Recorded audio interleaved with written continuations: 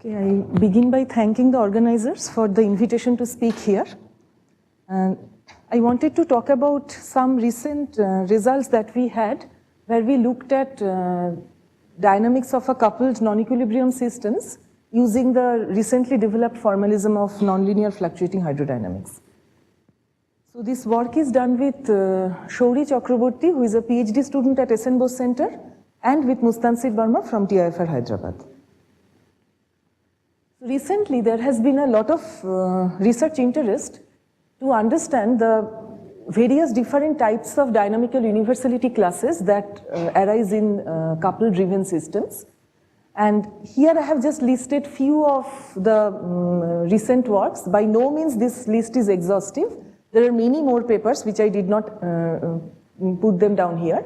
So, but all I wanted to say is, starting from this very important work by Van Byron in 2012, there has been a surge of activities in this field.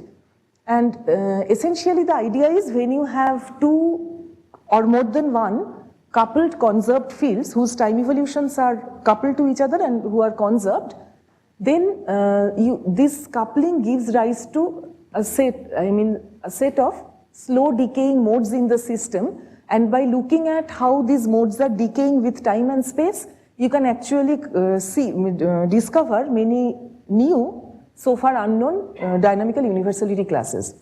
For example, in this work, it was shown that the dynamical exponents are actually related to the Fibonacci numbers. So what we were looking at is a system of, coupled system of particles moving on a one-dimensional energy landscape. So there is a potential energy landscape. The particles are moving on that energy landscape. They are following the local potential gradient to be in the region where the potential energy is minimum. And in addition, the particles also try to modify the shape of the landscape around their position.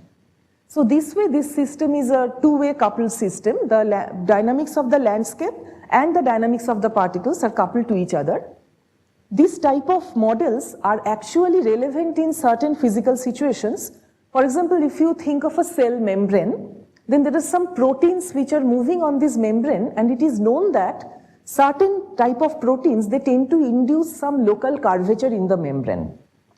So for example, some membrane proteins want to make the local membrane convex. In addition, they also show a tendency to migrate towards that part of the membrane where the shape is already convex.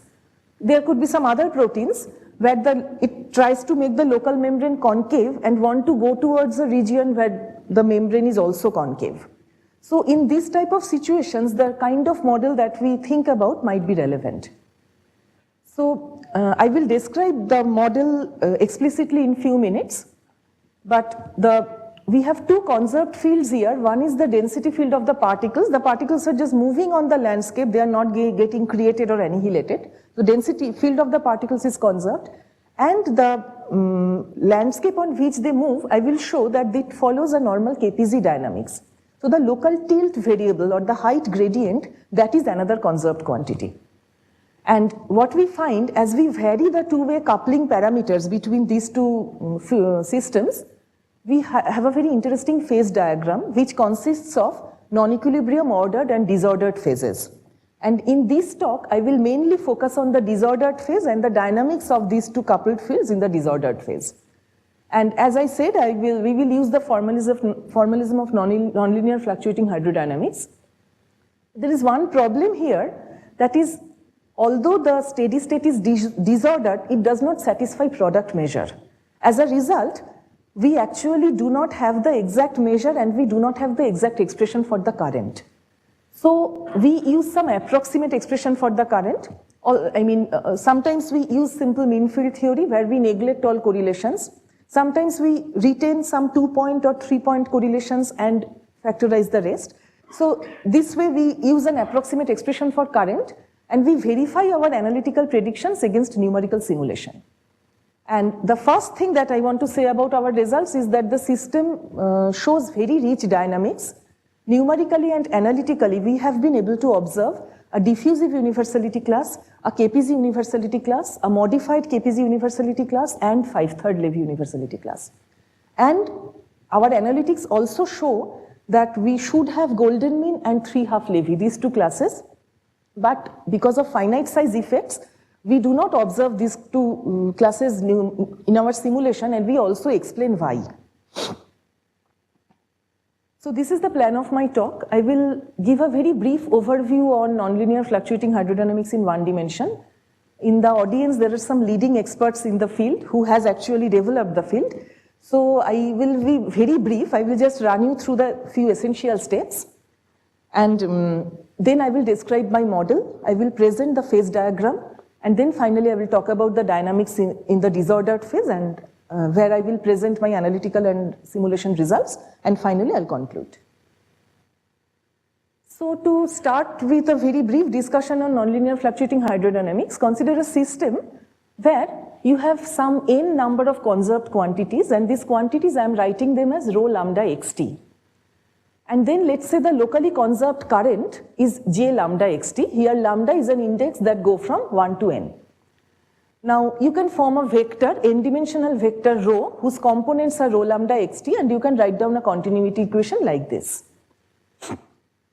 Next we say that this current j, although I have written it as a function of x and t, I say that the current j depends on the local density, and local density depends on x and t, and this is only how the current can depend on x and t.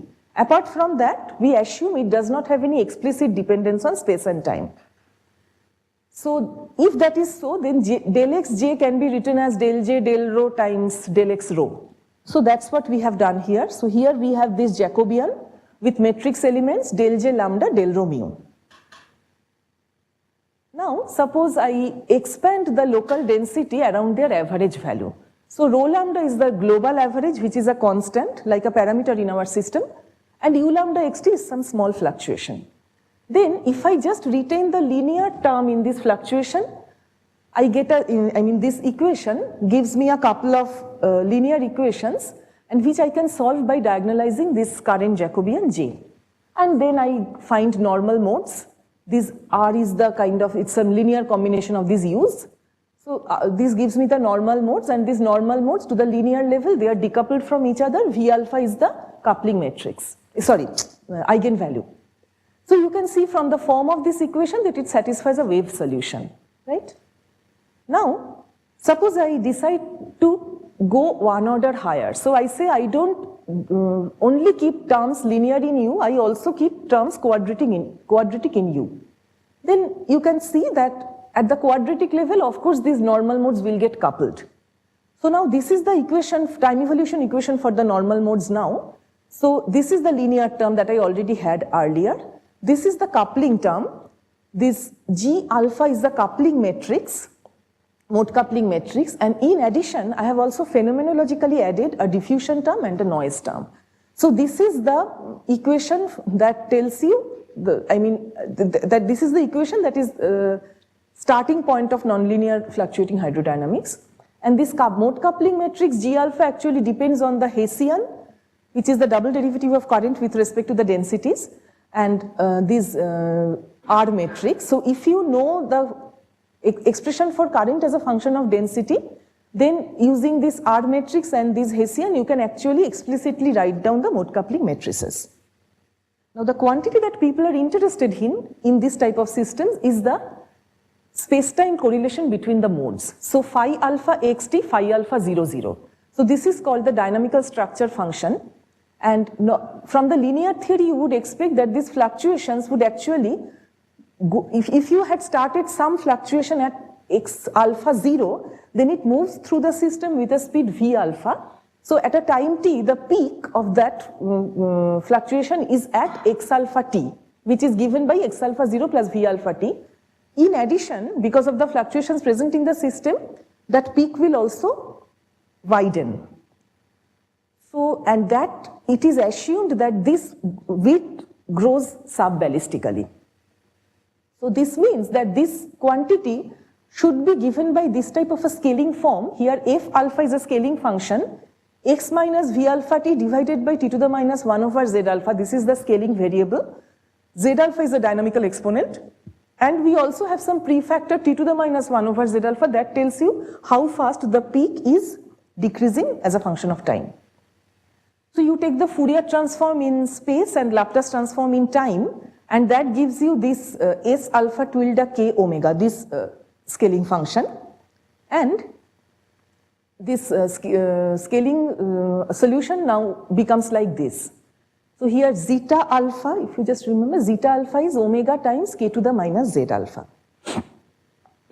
Now, this is a very important equation. So this scaling function, so this is K to the minus Z alpha times some scaling function, okay? This scaling function is given by this actually. Now I have not explained how this function is obtained, but that is a very long discussion and I really wanted to talk about our own work, our own results here. So let us take this form for granted, that this form for different terms we are going to analyze, okay? So just one thing I would like to say, these new symbols Qs that appear, Q alpha beta in general, these are proportional to G alpha beta beta square. So what is G alpha beta beta? Physically it means how the alpha-th mode is coupled to the beta-th mode at the quadratic level. So if this value is like 0, then that means these two modes are decoupled. Okay. So now what are we looking for here? We are looking for the case when in the limit k goes to 0, this scaling function gives some non-trivial behavior. So one thing is it should not blow up. None of these terms should blow up in the limit k goes to 0. It should remain finite. In addition, it should be something different from 1 over zeta alpha. Because you see, if all the other terms are vanishing in the limit k goes to 0, then you are only left with this term. And if you put it here, and if you remember the zeta alpha is actually omega alpha times K to the minus Z alpha, then K to the minus Z alpha gets cancelled and this just gives you a linear peak, this delta peak, which is just going around the system. So therefore no fluctuations are present. So we want to find out what dynamical exponent gives you a non-trivial small k limit for this scaling function. So now suppose first take the case if alpha mode decouples from if G alpha beta beta is 0 for all beta, that is this term is 0, this term is also 0. So I have only first two terms in the scaling function. So then the scaling function looks like this and immediately you can see that in the limit k goes to 0, you can get a non-trivial solution if Z alpha is equal to 2. Okay, then this term will just become a constant and you have some zeta alpha plus D alpha. This is the case for a diffusive universality class, diffusive mode, and this is the this is how the dynamical structure function looks like.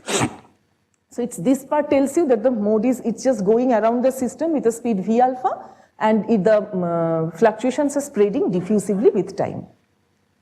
Next, consider the case when this term is 0, that is the Q alpha alpha is 0, but Q alpha beta is non-zero.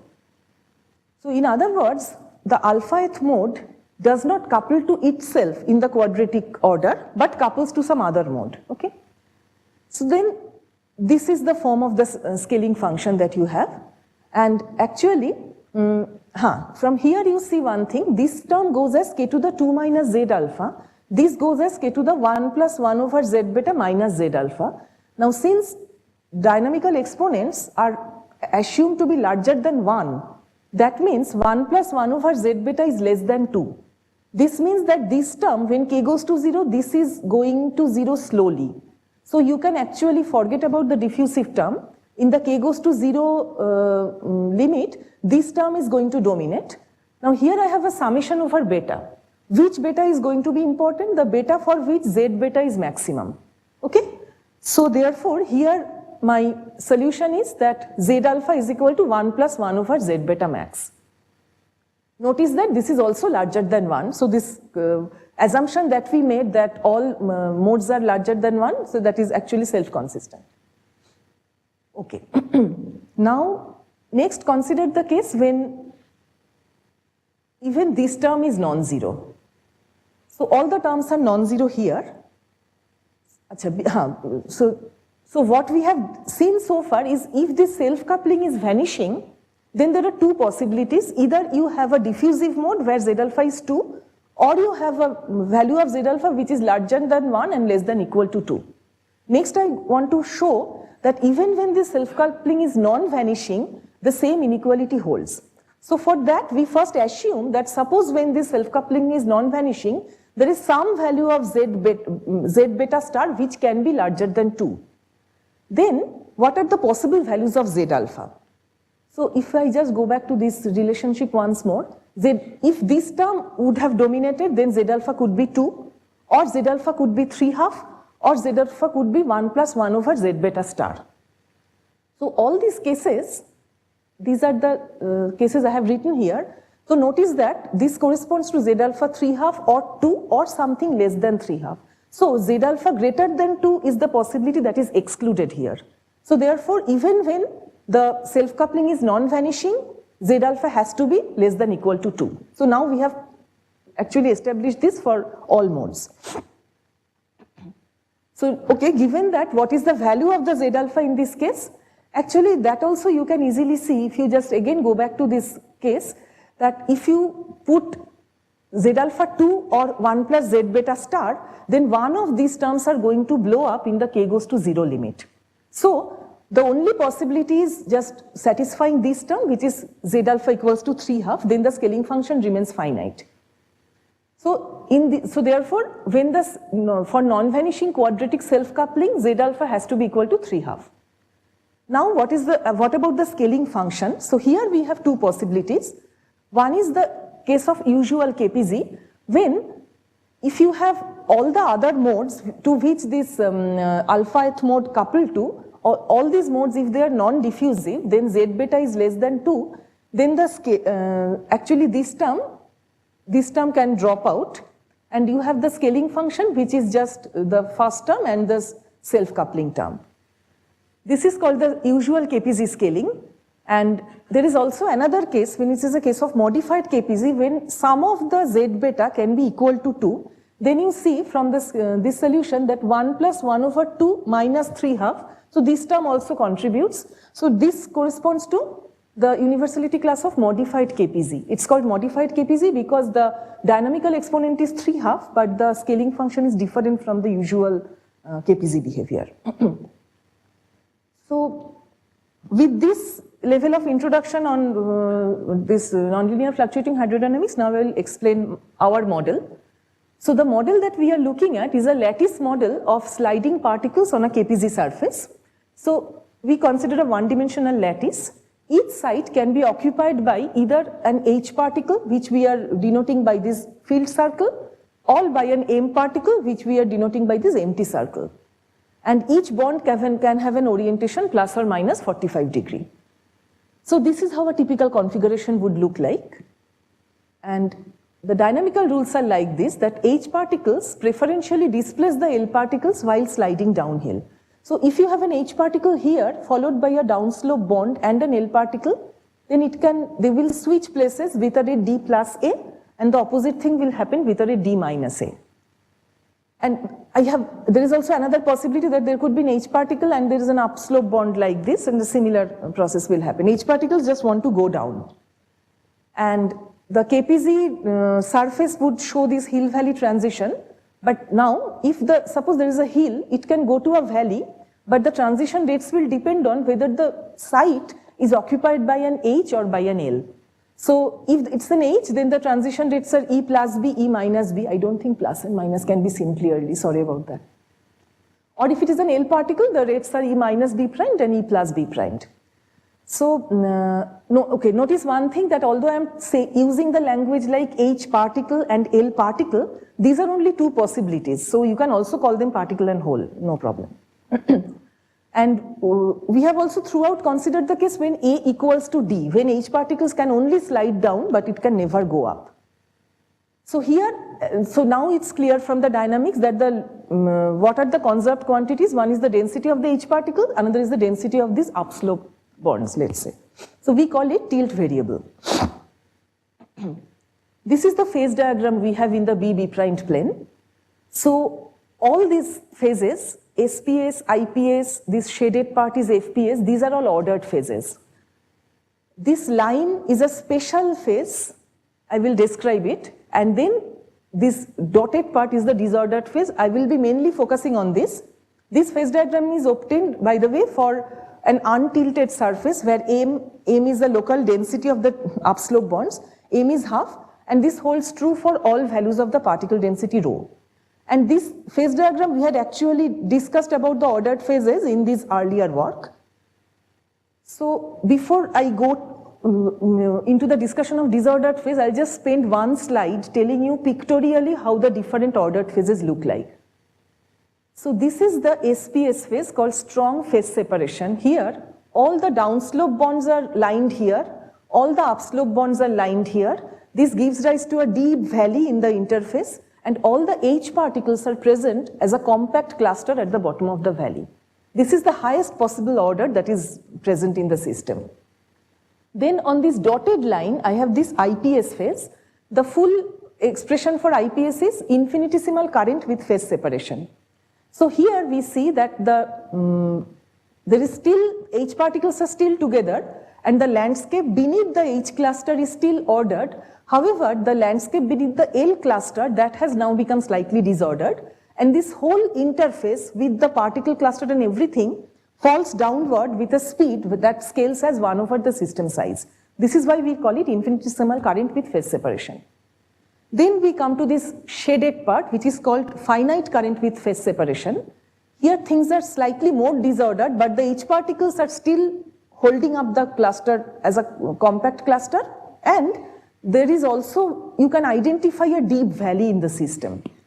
So, and this whole thing now falls downward with a finite velocity.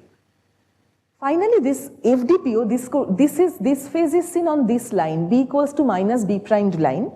Here the interface is now completely disordered, but the particles show a very weak clustering tendency, and the full form of this is fluctuation dominated phase ordering. This is something that people have looked at some time back. And then finally, in this case, I have this disordered where none of these particles or the landscape are ordered, everything is disordered. Okay. Now, here I am showing the plot for nearest neighbor correlations in the disordered phase. So, this panel shows this two-side correlation, two nearest neighbor correlation between the two particles. Here eta I takes the value 1 or 0 depending on if ith site is occupied by an H particle or an L particle. And sigma I is another variable which can take the value plus 1 or 0 similarly if the ith bond is upslope or downslope. So therefore, this tells you the probability that two H particles are side by side. This tells you the correlation between the site and the next bond. This tells you the correlation between a site and the previous bond, and this tells you the correlations between the two bonds. And everything I have shown only in the disordered phase.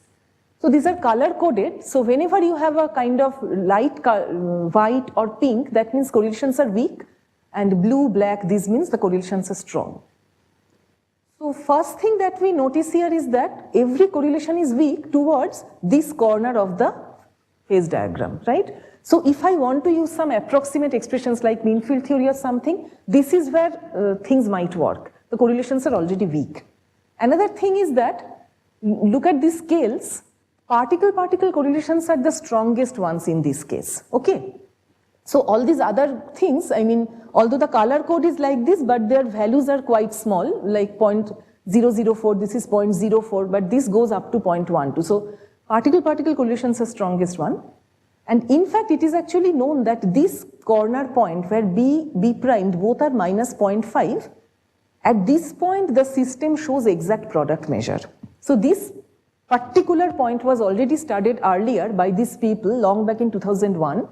They had shown that at that point, system shows a product measure with something called a pairwise valance, which means that the probability flux between configuration C to C primed is exactly balanced by the probability flux between configuration C prime to C double primed.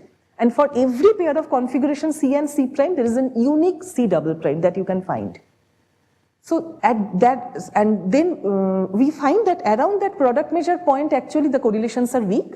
So mean field theory might work here. We also try some improvement over mean field theory where we retain 2-point or 3-point correlations and factorize the rest.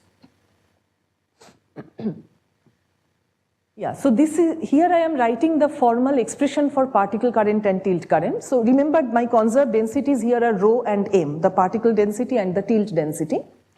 So this is the formal expression for particle current and tilt current. This one, for example, tells you that with a d plus a, an H particle slides down. Therefore, the H particle is actually moving rightward. So therefore, this term comes with a positive sign. Similarly, all these other terms can be interpreted. And similarly, Jm, this tells you that this is the rate at which a hill occupied by an H particle would become a valley. But this also means an upslope bond is just going rightward. So this also corresponds to a positive current in the for Jm, for m variable. So my coarse grained variables are in this case rho xt and mxt. Now, this expression for current is there. Let us now, if I just write down a simple mean field expression, so I factorize all these probabilities, I factorize all these correlations, and then at the mean field level, the expressions for current become J rho and Jm. Okay. I can also do, as I said, I can also improve over mean field theory. So suppose I decide to keep the correlation between a site and the next bond. Then, for example, this object, I am going to break it up as ph, the upslope, this is one object, times L, the density of L, that is 1 minus rho. Or this thing also I am going to break it up as m times ph downslope. Then I would like to solve for these probabilities, time evolution equation for these probabilities, and I would like to solve for them and write down an expression for current. Or I can also directly solve for these 3-point correlations which are already present in the current. In a similar way, I would write down the time evolution equation for these 3-point objects. In the time evolution equation, there would be higher order terms present. I'm going to factorize everything beyond 3 point, and that gives me another, a slightly better expression for current. So, anyway, so with these approximate expressions for current, I calculate the G matrix elements and then find out the conditions for various universality classes. And finally, I check against my simulation. In simulation, I measure the dynamical structure function and look for the scaling collapse to see whether my analytical predictions are true. So first, I want to mention one thing, that even with using mean field theory, the order disorder line b equals to minus b primed line can be obtained. So here, suppose we are now dealing with the case when m naught is half, the interface is untilted. So these are the two continuity equations, and this is my hydrodynamic expansion.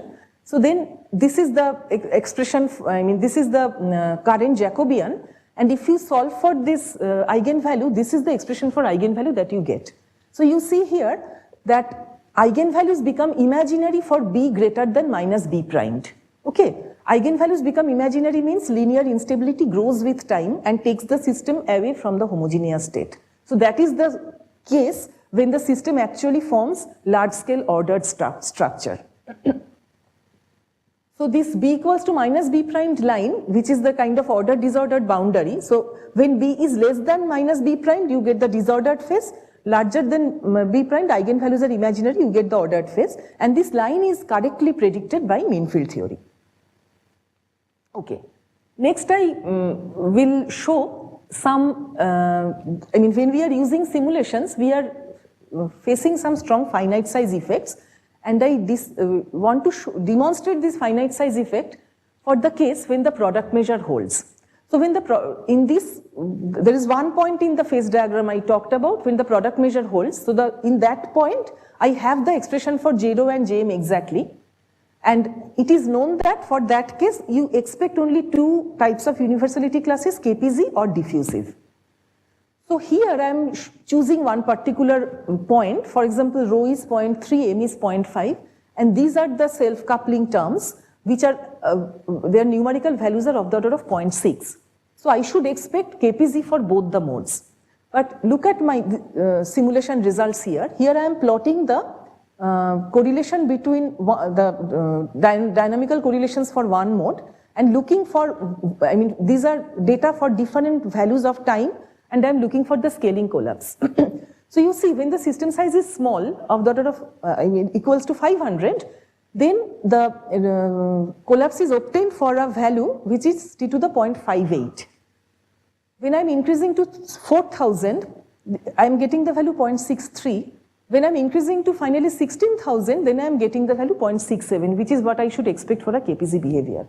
So, even when the G matrix elements are non-zero, there can be strong finite size effects, and as I will show later, that if these magnitudes are larger, then the finite size effect is also weaker. Okay. So, for example, take this another example, where one element is much larger, 0.89, and here you see at system size 500, I get the value 0.6, at 1000, I get the value 0.66, and by the time I have reached 4000, I have a very good KPZ behavior. Okay. So this is actually not so surprising, because if you just look at the expression for this scaling function once more, yeah. So here, when my system, I am interested in the k goes to 0 limit, but ultimately I am dealing with a finite system, large but finite system, so the lowest value possible is 2 pi over L. And then if these q terms are not so large, then it may happen that this diffusive term is really not so small such that you can ignore it. It can seriously overlap with your scaling behavior and really change the value of the dynamical exponent. So okay, it's not a surprising thing, but what we have to learn from here is that finite size effects can really become important. And when you are actually relying on your numerical simulations to check the predictions, you have to be careful. Oh, these are actually the eigenvalues. You have to shift it because these are moving with, these are speed with which the modes are propagating. Okay, so this is one case when one mode should be KPZ, another mode should be 5/3 Levy. So the criteria is from the hydrodynamic calculation, the criteria are these elements of the G matrix should be non-zero and this element should be 0. And not only that, we have also just seen that the non-zero elements should also be significantly large. Otherwise, I won't be able to see these things in simulation. So here I am plotting the G matrix values in the rho m plane, and you see that if you stay in this part or this part of the plane, then actually you satisfy all these criteria simultaneously. Okay, because G111 and G211, so these two should be 0.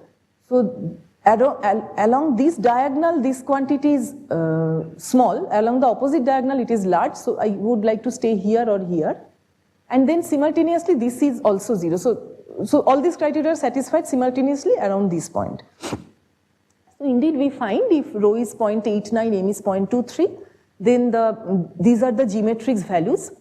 This is 0.06. It is supposed to be 0, but it's small enough. So numerically, I'm okay. And these non-zero elements are, one is very large, of the order of 1, another is of the order of 0.4. And indeed, we find that the first mode shows KPZ behavior. This green line, which you can't see because it's overlapping so well, that is the KPZ distribution function. And this shows the 5/3 Levy, and this is the Levy stable distribution, Levy stable function. However, if you choose another value of rho and m, where the G matrix elements are not so large, so the small element is still small, but the large non-zero elements are like 0.5, and this is particularly small, 0.1. So you see that the KPZ mode is still somehow there. This is 0.66, but this Levy, 5/3 Levy is completely gone. Now it is taken over by the diffusive behavior. So actually, not only we find 0.5 here, when we also compare with the Gaussian distribution, we find it matches quite well. This case actually we don't understand why it is happening, but I thought I will still present it here. Maybe some of you can have some idea. So we had chosen another parameter values, rho and m. Both of them are slightly on the higher side. And here you see the G matrix elements are they have quite nice values. 1, 0.4 and this one is 0. And we should have expected that the first mode should be 5/3 Levy and the second mode should be KPZ. But we are finding the first mode is, okay, not close to, okay, it's not 0.6, it's like 0.58. And the KPZ mode we are not finding at all, it's 0.5. So we don't understand why it is happening. One possibility is that because these rho m values are so close to 1, maybe the number of L particles or the number of downslope, those values are really now small. Maybe finite size effects are kind of playing some role here, but we don't understand actually this particular case. This is another behavior that modified KPZ and diffusive. So I should just like to say that it is often, we have seen in many papers in the literature, that this modified KPZ universality class is believed to be not so commonly observed in physical systems. So we are lucky to find this KPZ behavior, this universality class in our system. And here, these were my criteria for observing modified KPZ and diffusive behavior. And here we see that the dynamical exponent is 0.67, but when I compare it with the usual KPZ scaling function, there are deviations. So this is the signature of a modified KPZ scaling function. And then here I find diffusive behavior as expected. Yeah. Modified KPZ is the dynamical exponent is 3/2, but the scaling function is different from the usual KPZ scaling function. Yeah, so let me go back to this case. So the case is when the quadratic self-coupling term is non-zero. Okay, now if you consider this general scaling function, this term is non-zero, this term has to stay. Here, it may happen that some of these modes, beta modes, they are diffusive. If they are diffusive, then 1 + 1/2 minus 3/2. This also contributes to the scaling function. So the scaling function now looks like this. That is the first term, the self-coupling term, and you sum over all those set of beta for which you have a diffusive mode. So there is a mode who has non-vanishing self-coupling, and it is also cross-coupled to other diffusive modes. If this is the case, then you will have modified KPZ behavior in the system, which is different from usual KPZ. Yes? Do you somehow plot this one to compare with? Oh, actually, I did not try that. I'm not so sure actually. This is... So one thing is, this is not explicitly known, the form of this function. Okay, so people say, often, they find it like it is not matching with the usual KPZ behavior. That's why it's modified KPZ, but the dynamical exponent is 3/2, like that. Okay.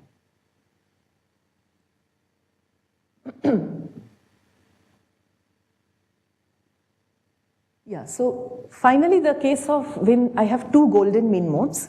So this is the case when the self-coupling term vanishes and the cross-coupling term survives. The first mode does not depend on itself, but it depends on the second mode and vice versa. Then you should expect that both the dynamical exponents should be equal to the golden mean. So here, we have plotted the G matrix elements again, and you can see actually simultaneously it is not possible to satisfy this criteria, because we want these two terms should be 0, these two terms should be non-zero. So you see that this term, for example, it is small along this diagonal, but this term is small along the opposite diagonal. Similarly, the case for these two diagrams also. So therefore, it is not possible to find some point in this plane when these terms are small enough and these terms are numerically large enough such that I am able to see the golden mean mode. And indeed, this is our data that we find that for golden mean you should have expected here t to the 0.62. And for both the cases we find 0.56. And similarly, for the case of diffusive and 3/2 Levy, so you can see from here that for diffusive and 3/2 Levy, all these three elements should be 0, and this one element should be non-zero. So if I just look at this case, G122, so G122, this one. So if it has to be non-zero, then I should stay somewhere around this corner or this corner. Then the values are large, but along this corner, these values are again not 0. For example, this one is also larger for those points. So therefore, diffusive and 3/2 Levy also I do not find. For example, this is one point I could find, which is kind of the best possible compromise, where the 0 elements are around 0.015, 0.092, and the non-zero elements are 0.136, 0.098. But you see that in both the cases, the diffusive case I can still find, but the 3/2 Levy I am not able to find. Instead of, I find 0.56, but I should have expected 0.67. Okay, so this is my conclusion, that we have studied a system of coupled dynamics of density field of particles and tilt field of landscape. Exact steady state is not known, so we have used approximate expressions for current, and we have seen that the system shows rich dynamics. We have been able to see KPZ, modified KPZ 5/3 Levy, and diffusive, and we could not see golden mean and 3/2 Levy, and we also understand why it is not possible to satisfy these criteria simultaneously.